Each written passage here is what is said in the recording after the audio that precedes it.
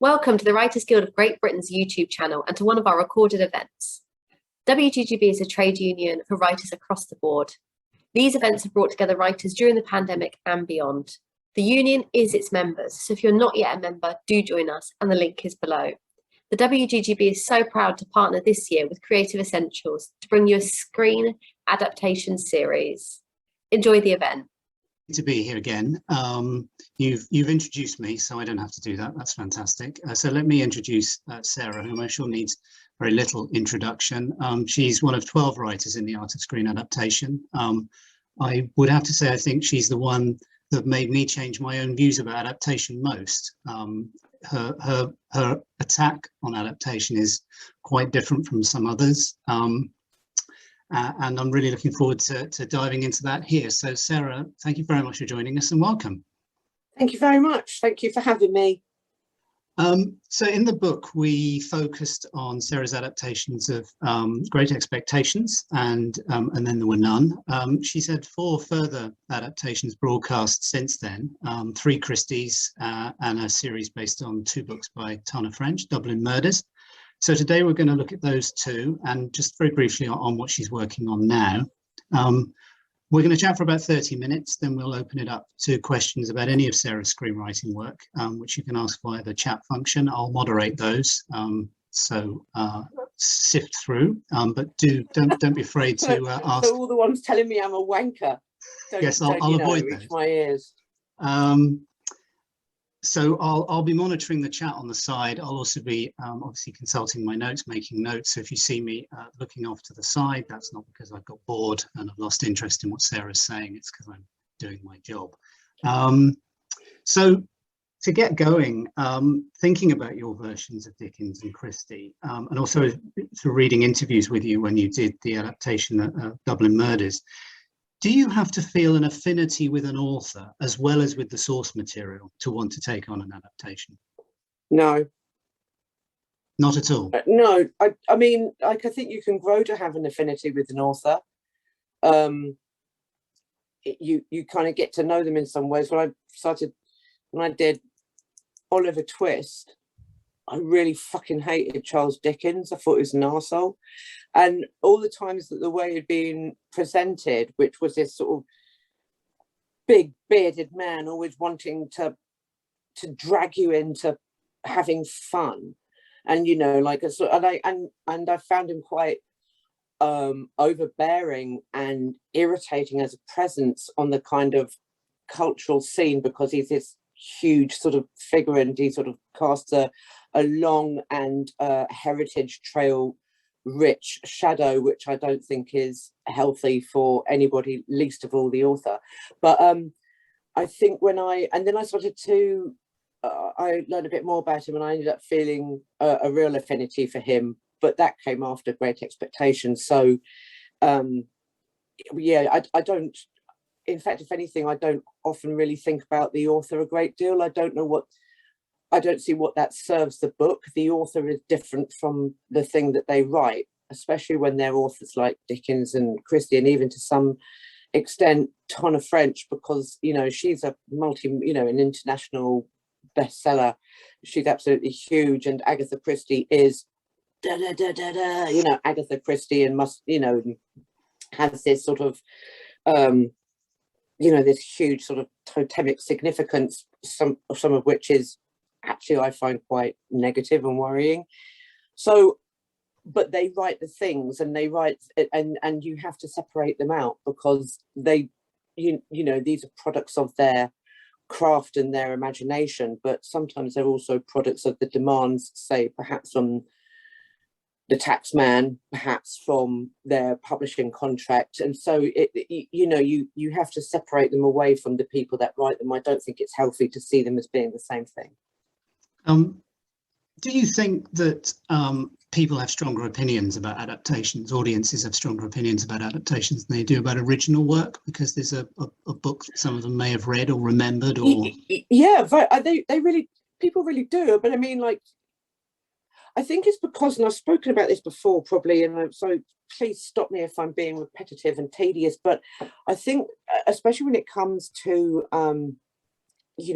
those the big authors, you know, Jane Austen or Dickens or Christie or all of those kind of people, that you know, a lot of it is like where you were when you read them and what reading them meant to you. Like I remember reading, I think it was I could be wrong about this, but I think I was reading something by Damien Barr, which was reading Agatha Christie, and it was the first time he'd felt like an adult, like he was reading an adult novel, and he'd made this transition from being a child reading children's books to being an adult reading adult books. And you can see that there's sometimes people have this really, really intense relationship with a particular novel. Really, a lot of people have an incredibly intense relationship with Great Expectations, and got unfeasibly furious about you know, Miss Havisham being played by Gillian Anderson, and you know, like, but like, oh, she's too young.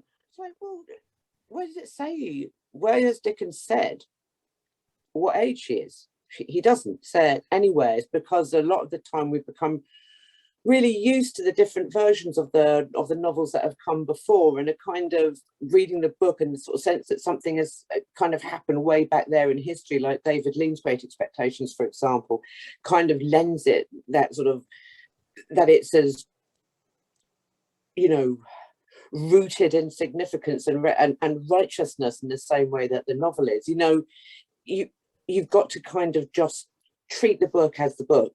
And lots of people sometimes will be really, really angry.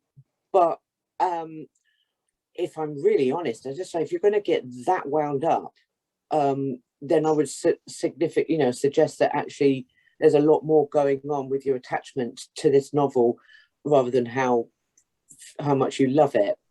You know, really, I mean, like, I know myself, there are books that I read when I was younger where I've got such a profound attachment to it, but I don't know that I'd go and sort of like, you know, write threatening tweets to anybody who did an adaptation I didn't like. But that I just got a weird thing just popped up saying from Stephen Volk saying I misheard David Lynch's Great Expectation. David Lean's Great Expectations, although I think David Lynch would do an amazing Great Expectations, for the record. But yeah, I do think that, and I think it's because there's a really, really strong feeling of ownership and possession, but also that it's such an important, intimate relationship between a reader and a book. The first time they read a book, and it immerses them, and that relationship is one that is sacrosanct. And if somebody comes along and goes, well, actually, I think it's like this, you get angry, or they get angry. There's also, I think, so that was long-winded, wasn't it? Sorry about that. A second set of relationships that didn't even occur to me when I was doing the book, but occurred to me since, which is particularly with classic adaptations like Great Expectations, which have been done before. Some of the people getting cross about an adaptation may well not be that familiar with the novel, or necessarily even have read the novel. What they're judging your adaptation on is previous adaptations that they have loved and remembered, which you have not duplicated. Well, yeah, there is that, and there's you know, especially with the sort of like the great sort of, you know, the classic films. I mean, I made it a real rule of thumb to never see any other version of a book that I was adapting, and you know, people go like, "Oh, do you want this version? Do you want to see this version of Your Witness for the Prosecution?" No, why would I? Why would I? That's a version. That's their version. I only want the short story, or I only want the novel, because you can get really, you know, all adaptations come from a particular time and place, and mine come from a particular time and place, like where we are right now on this rickety old sort of rock. And you know, you can't compare, and to sort of, you can get really enmeshed and sort of like swung off course by somebody else's adaptation, which was for an audience in 1950 or 1970, not for an audience, you know, in the 21st century. So it was always to go back to the source, the absolute source. And it was really interesting because, I mean, obviously I got taken to see the musical Oliver by my mum when I was little, so I can't really erase that from my imagination. But what's really sort of fascinating is that we think we know the story, you know, we know the story of Oliver Twist, we know the adaptation of the story of Oliver Twist, which really, really condenses, and what you don't really know is the original novel, partly because huge chunks of it are absolutely unreadable, and but at the same time, there are little details in there which just swipe you across the face that I wouldn't have known about if I'd based everything on previous adaptations. Again, really long-winded. Can't answer a question succinctly. My apologies. It's fine. We've got time. Sticking with Dickens for the moment. Again, when I interviewed you, I hadn't actually seen Dickensian, which I have since and loved. Yeah. So you wrote 3 episodes of that alongside series creator Tony Jordan and 4 other writers. Did you go back to Dickens to research your episodes, or were you working from a detailed outline by Tony? Well, I was partly, did quite a lot of storylining, myself.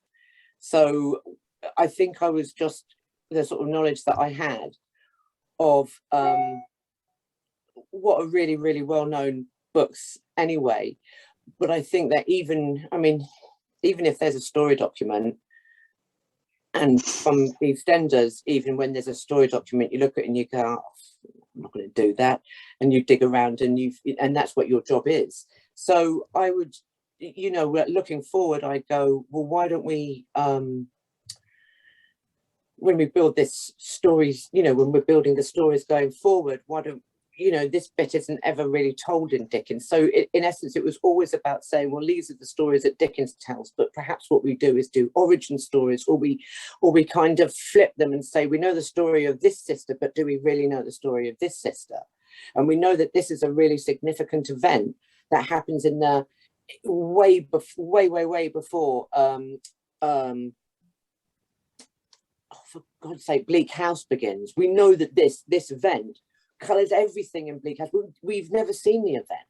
So let's see the event. Let's see the moment when this happens, when this thing happens, which is going to destroy people's lives, and which people will, and it was just, I think it was a way of, what I loved about it was it just gave a kind of depth to it, and it was fun to write in that language. It was fun to write dialogue in that language, and then to write the absolute pain of things that are going to happen in 20 years time in Dickens's world, and then to write the beginning of that story and see the decisions that go into that story. I'm especially thinking of, like, Honoria and how she becomes Lady, what happens to make her Lady Deadlock. I love doing that. I absolutely loved it. The half-hour format, I think. I've only seen the half-hour format used for Dickens or something related to Dickens once before, which was for Bleak Andrew House. Davis's remarkable Bleak House. I think it really lends itself well, because there's almost like you're recreating the serial feel of the original work. and that is what their stories were intended to be. They were intended to be, read in a serialized form, and then also sometimes read aloud to audiences in a serialized form. There was always a sense of, keep them coming back for more, little bit of gags, little bit of heartbreak, building up to the big crescendo. He knows performance. Oh, Dickens, he knows a very specific type of performance, and stepping away from the big dramatic moments to sort of have a bit of a laugh, say with Mr. Wemmick or whatever for a moment, and then come back and slam dunk it in with the tragedy.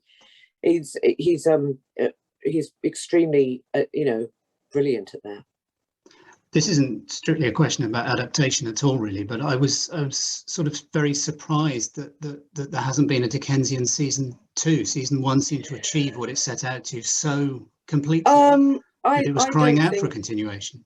It wasn't wanted, which is a real shame, because we had we had brilliant ideas and massive sort of things to do for a season 2, and just didn't happen. It's a shame. It is. It is a huge shame. That beautiful, astonishing set. A huge shame. So moving on from Dickens to Christie, of course, you're very well known for the Agatha Christie adaptations you've done in recent years. So the popular image of Christie is of murder mysteries in contained locations, the Vicarage, the Orient Express, both on the Nile. But looking at the 5 adaptations you've written, only one, and then there were none, actually fits that template. The other 4, Witness for the Prosecution, Ordeal by Innocence, the ABC Murders and the Pale Horse, are all very different from each other. Is that why you can keep coming back to her work, because you don't feel like you're repeating yourself? Well, I came to Agatha Christie, and I've said this before, so again, I apologise if I'm repeating myself. I came to Agatha Christie from the basis of never having had anything to do with her whatsoever. And I'd never read any Christie. I'd never even watched any Christie or been particularly interested. I thought I knew what it was all about. I used to work in used to work in really late at night in London, and you'd be sort of like coming out of I used to run radio mics in the West End, and you'd be coming out of theatres and things like that, and there'd be the massive queues streaming out of the Mousetrap, and you'd think, oh, for God's sake. And so I kind of, you can't escape her. You can't escape her at all, and it's on the TV all the time, and then P.C. Ustinov had been this, and Joan Hickson has been Mark, and it just seems to sort of dominate every corner. I had no interest in it at all. So when I sort of came, I was very sort of, obviously I was like really shocked by it. And as I was doing And Then There Were None, I just kept thinking, I wonder if there's a way of telling a story about the 50 years of the 20th century through this medium, through this writer who I thought I knew who she was, and I don't think she's that person at all. I think she's a tricky, cloaked, veiled, ambivalent, not problematic, but tricky, a game player through this woman. And so the whole thing is that when people go, well, how did you choose the titles? To be perfectly honest with you, I just knew that I wanted titles from different decades. And apart from that, sometimes copyright, really, really complicated copyright procedures, and what was available and what wasn't, sometimes made those decisions for me. Like there would be, maybe a choice of this book or this book, and then you go, well, I'll choose this book simply because it's set in the 1950s and it's about a family, and that seems like a really interesting time to set a story about the family. Which so it wasn't about me actively knowing that the Christie catalogues, like the back, having this exhaustive knowledge of it. It was really about sometimes that decision being made from complicated legal processes which are sort of like, I don't know, 60, 70 years old in some cases. So, and people have gone, oh, you must be a real expert in Christie. No, I haven't, because again, because I was so shocked by And Then There Were None and Witness for the Prosecution, and I found them really subversive and troubling and exciting. And I thought, I don't want to do that thing where I become familiar with the tropes, because if you write that many books, if you're churning them out, and you are churning them out, some of them are going to be hit and miss, some of them are going to be brilliant, but nonetheless you are going to reuse some ideas and revisit some tropes. And I thought, I don't want to become over familiar. I want to keep being shocked by what I find, so I haven't become like this this fount of knowledge when it comes to Agatha Christie. I think I know some things about her because I spent so long thinking about her, but in terms of like the output, so if they kept on being surprising, it's because I really rationed what I read so that I could carry on being surprised. I didn't want to lose that, because I wasn't expecting to be surprised by her, and I didn't want to lose the fact that I had been, because I felt it would be doing the books and the ideas, and ultimately, her a sort of disservice, and the audience disservice. Nobody wants to see tired old shit. I hope I just keep wanting to make things fresh, keep it fresh and shocking and thrilling and exciting and weird. Long-winded. I've not read Ordeal by Innocence, but I seem to recall that there was a certain amount of kerfuffle at the time, because did you change the identity of the killer? Yeah, I changed the identity of the killer. I mean, that's quite a bold thing to do with Christie, but given the swish-swatch plotting is one of the sort of supposed to be one of their strengths. Talk us through that, because that's quite bold. It was absolute fucking nonsense. And what it was an amazing kind of premise, but what it really relied upon was a series of thick as mint coppers going, wow, I hope, I wonder what she means by that, and doing nothing for 6 months. And the thing was, in it, like, what's a Swedish masseuse doing in this building? What's she doing here? And it didn't make any sense.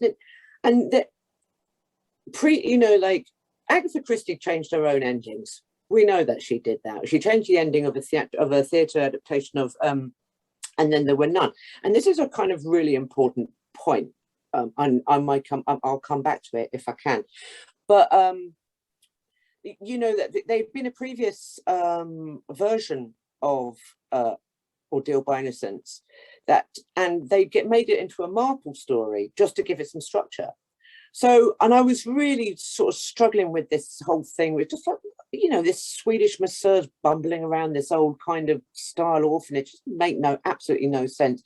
And I think if you've got more than 3 pages of exposition, then really you need to do something quite radical to your plot for, you know, because if somebody's going, and then I went here, and then I went there, and everyone's still sitting in the drawing room going, nodding along and going, really, really, now it's all become clear. Nobody wants that. And I was just sort of sitting there hammering away at it, and suddenly the door opened and a different character walked in, and it cracked it all open completely and made perfect total sense. And so I wrote that. And then, yeah, and people are going to go, you changed it. Yeah, I did. So what? So anyway, and so this is a kind of thing that I find is really interesting. And I find it really interesting because of what happens to Christie's novels kind of after this event takes place, which is, she's a dark writer. But and it's, she does, you know, after the Second World War, she, you know, like the New York theatre says, you know, we're going to do an adaptation of And Then There Were None. It was great. I paraphrase. I don't know that she says great. I just imagine that she does because, you know, I'm allowed. And they said, but we want you to change the ending. Right. We want you to change it because we've had this huge war and everyone's had enough sadness. Everyone's been a bit depressed. We want something that's uplifting. We want a happy ending. We want Vera and Philip Lombard to escape and to be able to leave into the sunset. And in my head, I imagine this response, which is the old girl, Christie, who, let's not forget, served the entirety of the First World War as a dispensing pharmacist, through the kind of prism of the grain of difference that medicine can make between a life and a death, who watches all of that, sees all of the wholesale mutilation and catastrophe that, you know, like heavy ordnance can wreak on the human body and the human mind. We've just gone through the Second World War. We've dropped the bomb. We have obliterated human life, and we know about the dust and chimney, you know, the ashes and chimneys of the camps. And here are people saying to her, we want a happy ending. We want Vera and Philip Lombard to escape and walk away hand in hand into the sunset. And I imagine her leaving it like 1, 2, 3, 4. Okay, you want a happy ending. That's what you'll get. And she gives them that. She gives them a child murderer and a serial killer walking hand in hand into the sunset, and nobody blinks an eye. That's what they want. That's make them happy. And I think that fundamentally changes some of her attitude towards her own work. I think that subsequently to that, she becomes really a veiled writer. I think she becomes somebody who will write in a particular way, but if you, and there will be something out of tone in the books, and there's something really, really out of tone stuff in Ordeal by Innocence and in all sorts, you know, and in Pale Horse and things like that, and in those much, much later novels. And they'll be going along A to B to C to D to quick diversion over there, quick bit over here, and E to F, and everything's solved. But in between, there'll be these weird little things, and you go, hang on a minute, that doesn't even sound like this is from the same writer. That doesn't even sound like it has its place in this same book. And if you go down those wormholes, you end up reading a very, very different sort of book. So I think that subsequent to that, there is a real tension in her, and that's between the book that she wants to write and the book that she knows people want to read. And I think in that tension, she evolves some really, really tricky, veiled, subversive little strategies, which I sort of felt allowed me to change the ending like she'd done, because I think that it was I think that must have been profoundly shocking. I would have found that shocking if people had gone, yeah, I really want the child killer and the child murderer and the serial killer to get away with it. Really? Where the fuck is your morality? What has happened to you? This is what you mean by a happy ending? haven't you entirely missed the point? So I think that's like a shock to her on so many levels. And I think after that, she becomes more secretive about who she is as a writer. So to some extent, your adaptation, you're adapting the book that you feel she wanted to write rather than necessarily well, the book you know she what? did. I do realise that this is the most arrogant bullshit that I've possibly ever spouted in my life. And trust me, I've come out with some absolute doozies. But I do kind of feel that, and it's a really, really interesting thing. And maybe it comes back to the same thing about Dickens as well, which is you have this idea that here he is, this great big towering bearded genius man offering you a plum duff and clapping you on the shoulders and sort of generally getting on your nerves, but selling a lot of tea towels and, you know, opening a lot of museums and, you know, getting a lot of... This is a dark, dark, dark, sad, a broken-hearted man who does terrible, terrible things. And out of the really, really terrible things he does in his life, and I've never been one to kind of, I really, really hate it when a writer's work is sort of like read purely through the sort of like the lens of biography, like this happened in their life and here it is in their books. But what happens after these terrible things that he does in his life are the great latter novels. The great latter novels of such guilt, such sorrow, such heartbreak, such a desperate, desperate need to be redeemed. And I think that there is a war in that as well. Like people read it. It was really interesting to me that people read it, Great Expectations, as being comedic. How the fuck is it funny?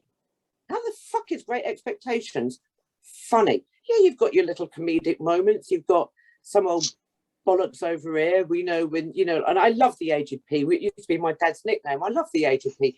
But it is a bit of window dressing to give you a palate cleanser for the thing you know you're going to get, which is this terrible thing where Magwitch is going to fucking die. And it is unbearable. It is so unfair. It is so cruel. It is unbearable. The vicious, the brutality of the lives that have been damaged, and Pip's as well. And I remember going, this is ages ago now, but I went and did this thing post Great Expectations, which was with some other writers, and I don't know, it's a bookshop in London. We're all sort of sitting there answering questions from you know, people, obviously from people, not from sheep or something, but anyway. And this, and when it came to me, and I was really new to this, never done this before, I was really kind of like overwhelmed. And this woman stood up in the audience, she said, "Oh, I'd like to say something to Sarah Phelps." I'm like, "Oh wow, thank you. Just wanted to say to you about Great Expectations." "You ruined it! You ruined it!" And I'm like, I got on a coach at 7:30 to get here to tell you that you ruined it. And it was all this thing about you took out all the humor. But here's the thing, yeah, I don't think I did take out all the humor, but the humor relies on Joe being a fucking idiot and laughing at stuff that isn't funny when a man is about to be hanged.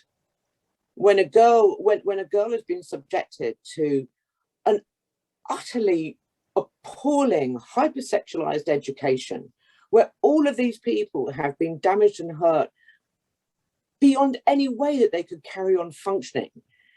And we're supposed, I don't see the joke, and I don't think Dickens does either. So anyway, what was I talking about? Was that, I don't know. Was I on one sort of, I just got on one about talking nonsense? It doesn't matter. It's interesting I anyway. It does. This is like in my total inability to stick to topic, but I know. Consider my questions diving boards to jump off into the thing you want to talk about. Thank you. You say that now, Alistair, but I'm pretty sure you wrote the questions expecting an answer in some way, shape, or form. Well, yes and no. So, okay. Adapting one novel into 3 episodes is challenging enough. How did you set about turning 2 novels into 8 episodes, as you did with Tana French's In the Woods and the like? That's for Dublin. Well, I think there was a thing whereby the stories do work. The stories do work in pairs. The 6 novels do work in pairs. They go in couples. And for me, the problem was that if you started off with In the Woods and then put that down, and then picked up with the likeness, that you would kind of like lose the impetus of how somebody can become of the madness of this case and the madness of this relationship, and that you're watching people absolutely lose their way in the darkness. And I thought, if you picked one up and went like, and that's the end of that, and you put it down, and now we pick up Cassie's story, and you sort of like, you do the heavy lifting of remembering what it was that you know, caused Cassie to be in this position. And it just made sense that actually, if the stories were sort of feeding off each other, you could get everybody to where they needed to be and split them apart and bring them back so that they were all in the same world, and you didn't have to recreate the world again. The world was there, and that these people were bonded together by an experience, like profoundly traumatic experience. And Robert and Cassie, these profoundly traumatic experiences, which had sort of, they kind of they saw in each other a kind of kinship, the kinship of the I don't know, the broken-hearted. They called each other freaks, and they saw each other in that kinship. But you know, like in a lot of ways, those relationships are really, really dangerous. And so, rather than them having things that were passively happening to them, and we were being told that through an internal monologue, because the books are written with a really, really strong interior voice. That you can't really do in TV, and I really hate voiceovers anyway. I think they're the white flag.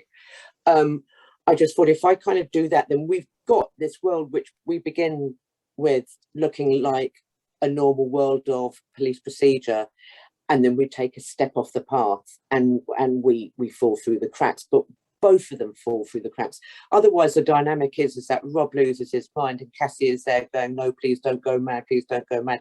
And then the next book is Cassie loses it. And so it felt like, I don't want to do that. I want to bring them together. And in some ways, you know, that worked. And in many ways, it didn't. For people sort of found it like, I remember somebody saying, well, you can't look at your phone when you're watching. It's like, no, you fucking can't. Why would I work for 2 years to write something so that you can fuck about on Instagram or Snapchat? Well, you know, what's the point of that? And I really like television where I have to really concentrate, where I really have to think, and because, you know, and so I try and do that. God, that sounds a bit much, doesn't it? Try and do that. I think it's a thing. I mean, actually, I realised, we were talking before we started about Baptiste, and I realised one of the reasons I realised that episode 1 was so fantastic, season 2, was because I haven't looked at my phone once, which is terrible. Yeah, it's a terrible and also because we watch things these days, but I was utterly mesmerised. Yeah, and because you really got to concentrate, and you're going somewhere, you're being taken on a very, very long journey, and you've got, if it's not immersive, completely immersive, and it felt more immersive to me to merge the 2 books so that nobody ever came up for air. It was like when I was at EastEnders and we had to do double banking, where generally, you know, there's a sort of like a week of episodes where everybody does some really, really mad shit. In essence, is that you play it in continuous time over the space of a night. Because if no one's gone to bed, if no one's had any sleep, and everyone's drunk too much, stuff's going to happen. If everyone goes and has a nice sleep and a cup of tea and gets hydrated and maybe has some toast and Marmite, people aren't going to make such, you know, dangerous decisions. Or, you know, if I've had a cup of tea and toast and Marmite, I don't make dangerous decisions. But if I've stayed up all night, then I do. And it's, you take that sort of principle, which is you are immersed in a moment, which is going to lead you somewhere subsequently quite dangerous in the future, or give you some incredible story material somewhere in the future. And I just like the idea that once you're in this world, I didn't want to step out of it. You've got to understand everything. If you're going to take these people to this place, you've got to go with them every step of the way. This may sound like a slightly technical question, but in a sense, the length of a series always strikes me as being one of the most important decisions. You like, you said in the book, you like 3-parters. Several of the Christies are 3-parters. Witness Prosecution was 2. What's the recalibration that goes on when you're considering something at 8 rather than 3? Well, I really enjoyed that, because it was really, really meaty, and you were sort of hurling yourself off a cliff into, and it, you know, it's a deep, dark chasm. It's frightening because it's a lot of words and pages. And I think that what you do is you kind of, you just plan the stories differently in your head. You plan them differently, you plan the movements differently. You sort of think about, right, when we go this way and then we step off over here, but we bring it back, but we've moved. It's just a different way of looking at it. Like with sort of like, and then there were None and Great Expectations and things like that. Like some of those classic things, they really work really well over that kind of like beginning, middle, end, you know, thesis, antithesis, synthesis, all of those kind of 3-part structures. And I like those 3-part structures. And when I was doing the what was it, Pale Horse and Witness were 2, weren't they? And I think that served them quite well.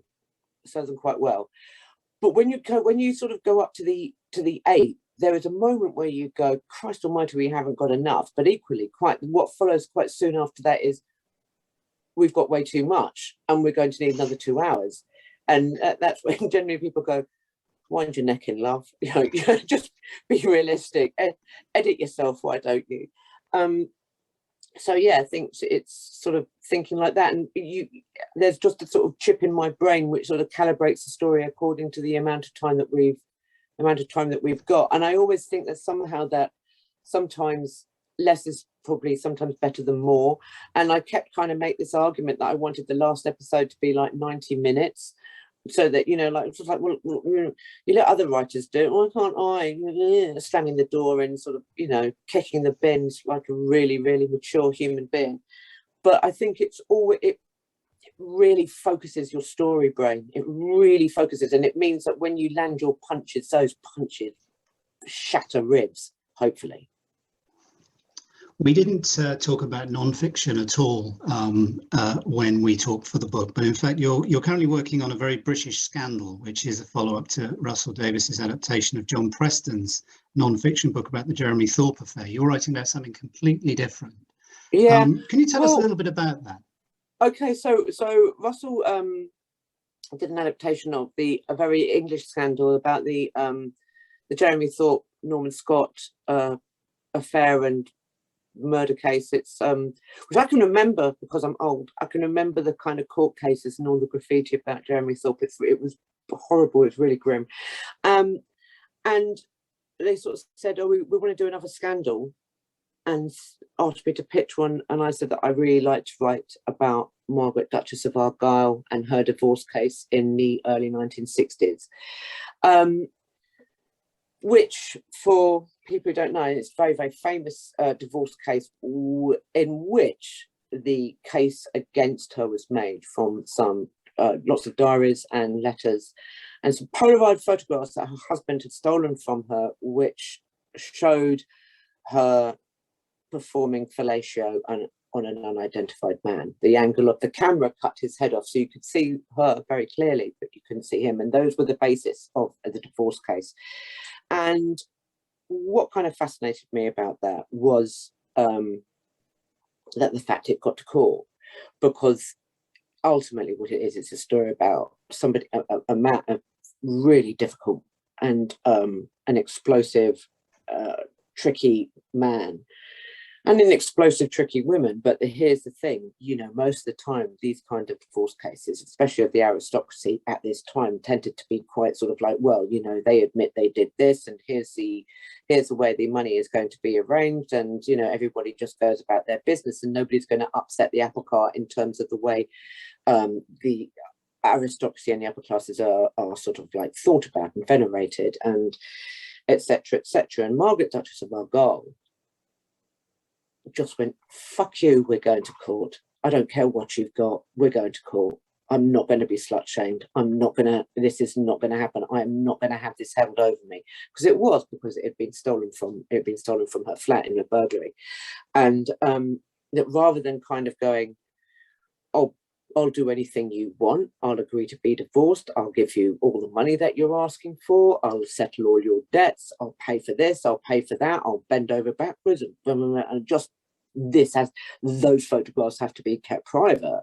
That rather than doing that, she went, yeah, and let's go to court. And I was just like, what? I really wanted to do the deep dive into that personality, into that relationship, but especially into her. You know, she did wreck herself on this, and it changed a lot, societally. That you could feel this. This was the time this happened. You could feel that the mood was changing in the early 1960s, and it sort of like gave birth to sort of like the tabloid scandals and things like that. It had a bearing on the Profumo affair, and it was just fascinating. But the divorce itself, it's so deliciously fucking horrible, but really horrible also. So there's a kind of gleeful delight about it, but also it hurts. And I just really wanted to do a deep dive into her, like who was the woman behind this rather glassy persona that she had, who nonetheless wouldn't go away, wouldn't do what women of her class were expected to do, which was keep up appearances, toe the line. And she didn't toe the line, and that's what I wanted to write about. So, I mean, in a sense, a true life story is also an adaptation. You're turning real people into characters, real events into plot.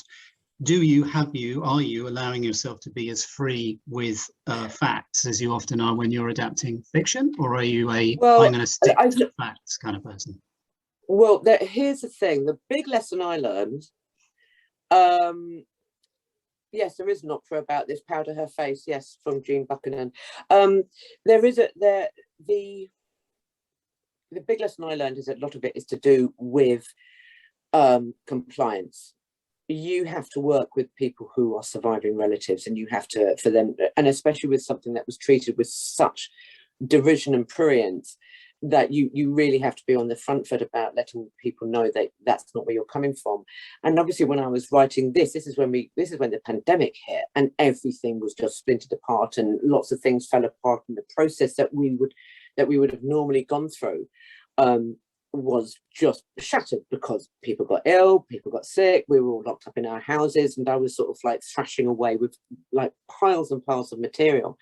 And there were sort of points where I just sort of went, well, I'll just do this with the facts, and then you sort of legal departments and lawyers and people, experts in compliance, go, there is absolutely no way you can do this. You cannot do this, because all of these things that you're saying are actionable. Because you cannot prove them.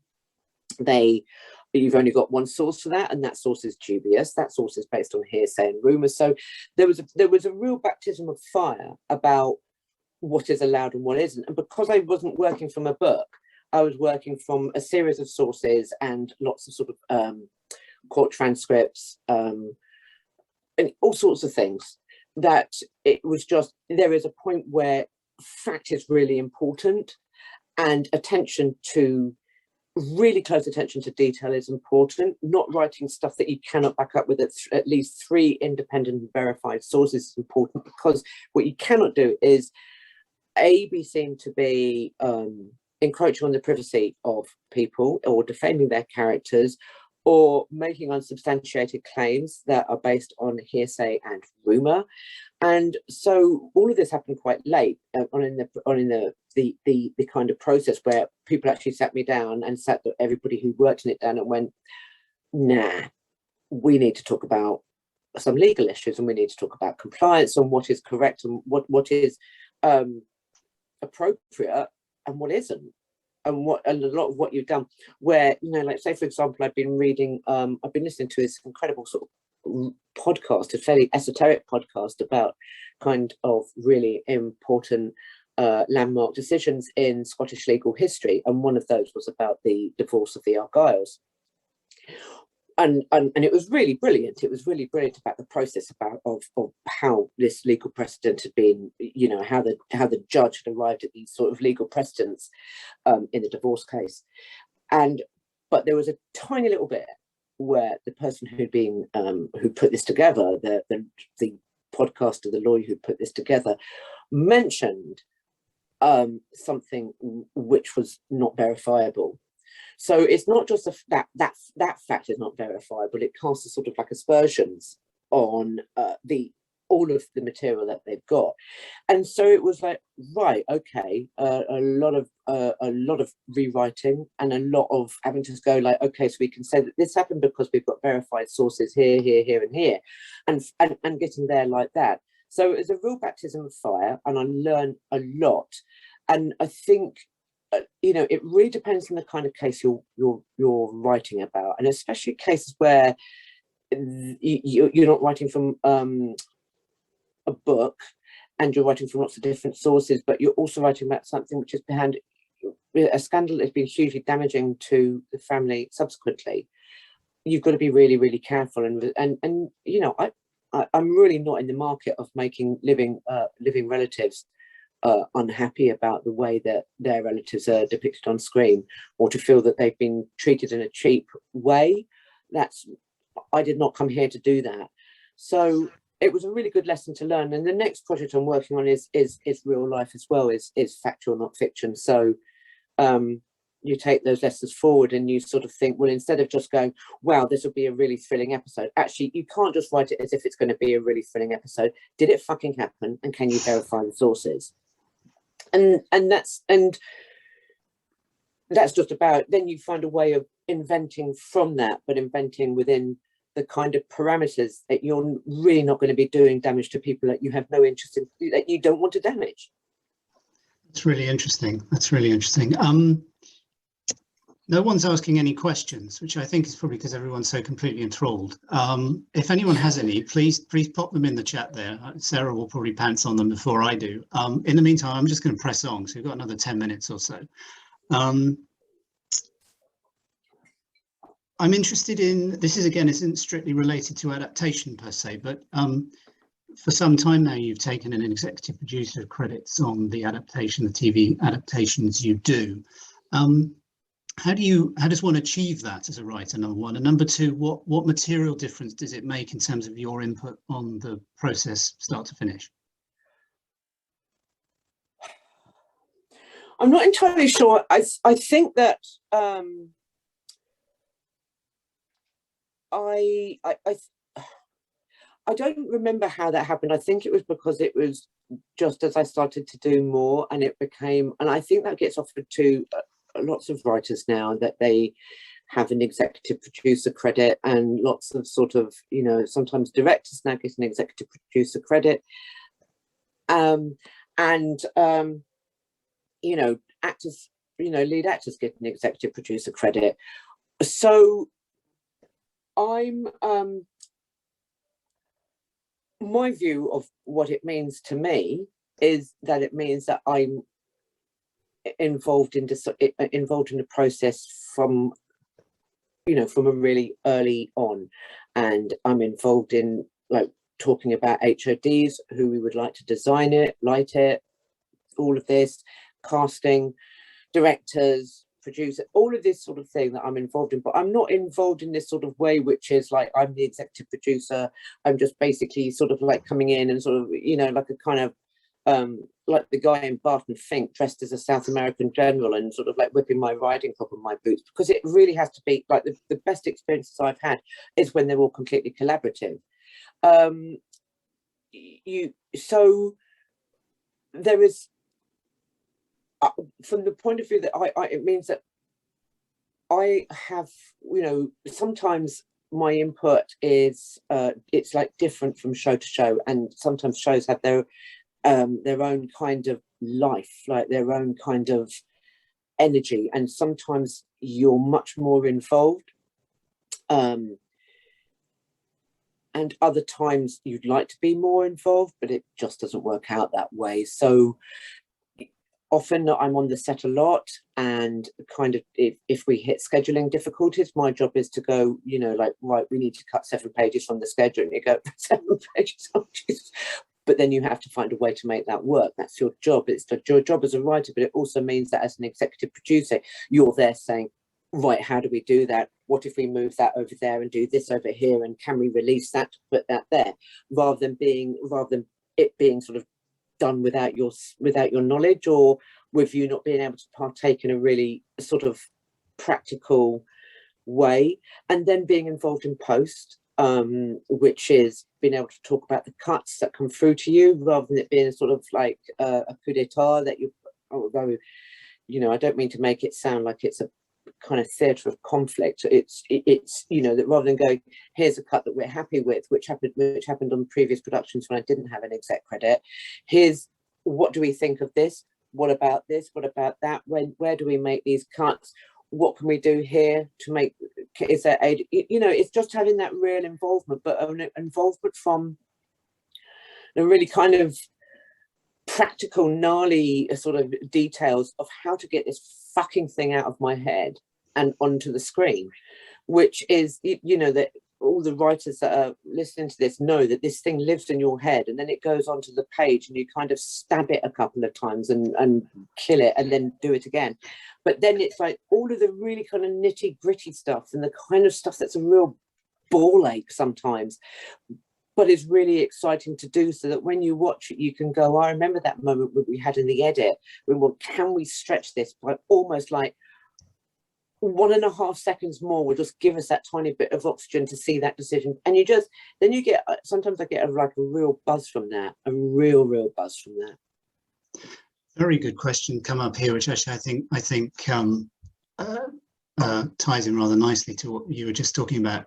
Is there anything you'd like to change about the commissioning process for TV drama? What gets in the way? What pisses you off about that process? I don't think I'm the right person to. I think everything has changed because of streaming, and it seems that when I first started off, it was so hard just getting your foot through the door, and you'd kind of go in and see somebody, and they didn't really give a shit. And I remember going with some people to sort of pitch an idea one time, and we went in to see this commissioner. And we were sort of talking about the idea and talking about like what we'd done and everything else like that. And she was kind of nodding and nodding and nodding. And she suddenly said, do you think it's really bad that I went out of the house to the shop and left my kid in the kitchen with a boiling pan of rice? I'm sorry, what the fuck? And I don't really, and it was just like, well, yeah, but also, have you been listening to a word we've been saying? And there was a kind of thing that, because there were very, very few places to go with drama, with drama ideas and with scripts and with all, you know, the kind of mad things that we have, that people could be real gatekeepers, and they could kind of patronize you for 20 minutes and then talk about their childcare issues, and then you left. And but streaming, I think, has changed absolutely everything. Like, there is so many more places to go to now, and content is king. You've got all these different things, and people, you know, they need work. They need people who can do it. And it's meant that I feel like there's this huge oxygen, like in the room, so that rather than if somebody sort of says, well, we've got this and we're just going to sit on it for probably about 6 months and then come back with a bunch of notes that don't make any sense, we haven't really thought about it since we wrote them 5 months ago but forgot about them, people have got to move much more swiftly, and they've got to get on the back, they've got to be on the front foot. And I'm talking about commissioners being on the front foot as well. Commissioners have got to be thinking, right, this is really good. What is it going to? If we don't move fast, is Netflix going to get it? Is Apple TV going to get it? Because these streamers have so much money as well. I mean, I don't even want to question too closely their financing models, because I feel like it all might collapse. But you know, it's everybody moves. I think moves quickly, and also that there are natural homes for places. Like, you know, you can sort of look at a project and go, who should we take this to, rather than just thinking it's just there's just 3 houses to take it to. There's loads.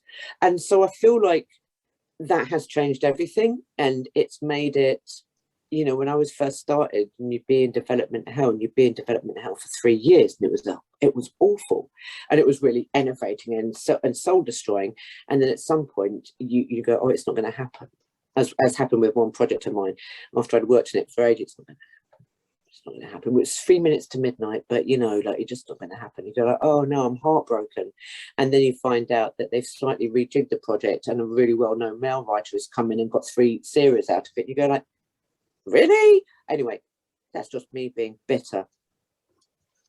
We're kind of at time, but I feel like that is happening less, because people can't sit on those ideas like that anymore. They can't sit on scripts, and they can't sit on writers anymore, because there's other doors open for them to go to. So if you people go like, oh, well, perhaps if you do, we'd also like to think about it a little bit longer. But by the same token, you always have to get the money for sort of like, you know, someone's got to pony up the dough for you to develop an idea. And lots of the streamers say, well, we'd like to see two full scripts before we make a commitment. So yeah. Sorry, I'm lost my thread. No, that's fine. I'm going to just go on for like 5 minutes over time. I'm going to assume that everyone's okay with that. Of course, anyone can leave at any point. The questions are coming in sort of at the last minute, so I'm just going to sort of deal with a couple of them. David McPherson's asked about how you manage the relationship with a living author's work. You talk about that. I'm going to be cheeky and say you're going to find a really good answer to that in the book. It's sort of looping back to where we started before this call, actually, about Baptiste. One of the things that really interests me about Baptiste is it's an interesting mix between a British show and a European show. And someone here has asked, have you ever been tempted to work with an international palette in that way? Or would that feel odd for you? I think that mixture is what makes it really fascinating. It wouldn't feel odd to me at all. I'd absolutely love to do something like that. And about a million years ago,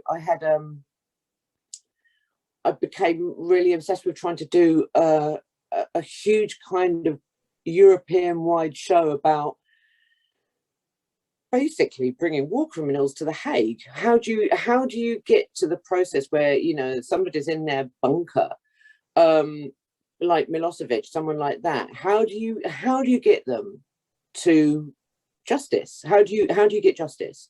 And sort of using that, you know, spending all that time in a sort of, you know, telling a really personal story, because it's such a huge palette that, you know, you'd have to tell a really, really personal story about, I don't know, a lawyer or somebody involved in this process. But I just thought it'd be really, really a really fascinating story to tell, and I can't think of anything better. I'd love to do something like that. And everything that I do seems to be kind of, I don't know, I suppose rather English in its way, whatever that means. I don't know what that means anymore, but I always feel like it's done with the full knowledge that we live in a really, really big, tricky world. You know, it's not that kind of cozy English. It's rather that thing about teetering on the very, very precipice, or sort of plunging into the dark. I never wanted to write something cozy and parochial and insular. I always wanted to write something which is about what happens when you're cozy and parochial and insular, is that basically you get trapped on an island and everyone starts dying. I think that's a very good note to end on. It's a quintessentially Phelpsian note. Do you know what? Actually, I was just thinking that's so dark. It's so cold. I think we'll end there as we're teetering on the brink and about to topple into the darkness. So thank you very much, Sarah. So as I've said, and David McPherson, thank you very much for saying you'll check out the book. You've got the right idea there. So Sarah is one of 12 terrific screenwriters in the Art of Screen Adaptation. This is my promo bit, so bear with me. Right now, there's 25% off the book if you order via the Creative Essentials website. It's a very good book. Thank you. You do have a vested interest in saying that, of course. No, don't read that. The other writers are ace. You'll find links to the Creative Essentials website on my Twitter bio, which is at Alistair Writer, or on my own website, alistairowrenwriter.com. As Nadine says, this interview will be available on the Writers Guild YouTube channel, along with previous Q&As with Christopher Hampton, Lucinda Coxon, David Nichols, Moira Buffini, and former Guild President Olivia Hetreed. There's also a couple of previous interviews in the series before we partnered with the Guild, which can also be accessed via my website, with Jeremy Brock and Hossein Amini. So finally, as ever, a big thank you to the Guild for hosting. A bigger thank you to all of you for taking time in the early evening to stop in and listen. And of course, the biggest thank you to Sarah for entertaining us for the last hour and 5 minutes. Thank you. That was that was great. Thank you so much. And thanks everyone for tuning in and honestly listening. That was brilliant. Lovely to see you again, Alistair. You too, Sarah. Thanks for coming, Cheers, everyone. Guys. Thank you, everyone. If you're not a member of the Writers Guild, do join. Sarah is a member of the Writers Guild. Join the Writers Guild. Join the Writers Guild. Don't let them fleece you. The Writers Guild will stop you from being fleeced, and never work for free. Never. Never. Even if they say it'll be really great for your exposure, they're lying. They're lying. They pay you, and the Writers Guild will get you paid and protect you. Love it. Thank you, Sarah. Nice to see you all. Cheers, guys. Thank you all Bye, so much. everyone. Bye. Bye, Sarah. Bye. Bye-bye.